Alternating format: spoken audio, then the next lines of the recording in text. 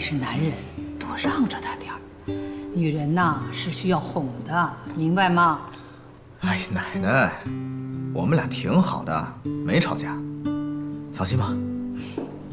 没事。老话说，床头打架床尾和。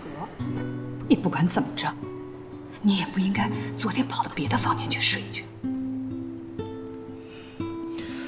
奶奶，我们俩之间的事你不知道。我怎么会不知道呢？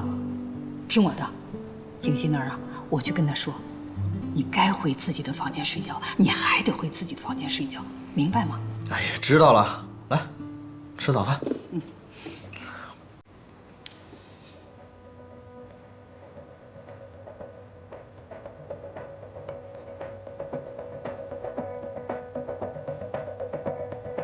贺锦熙毕竟是他的妻子，他想这么做也是应该的。可是我又不能真的跟他发生关系，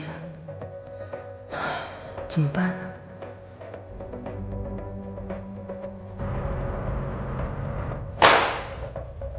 重做。5点之前给我一个满意的方案。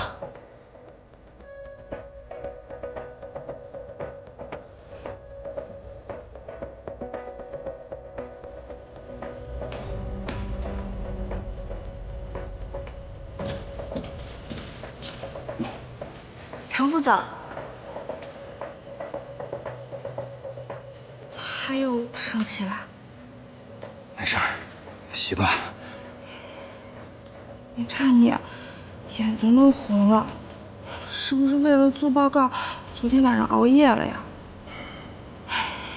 副总也是，怎么能这么轻易就否了呢？谁让他是总裁呢？我看呀，公司里谁当总裁都比他强。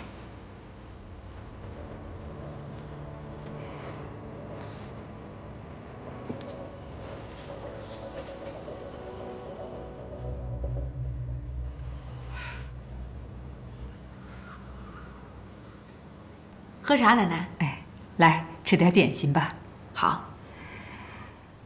锦溪啊，你是不是跟西城吵架了？没有啊。要是没有的话，那西城怎么会搬到别的房间去睡？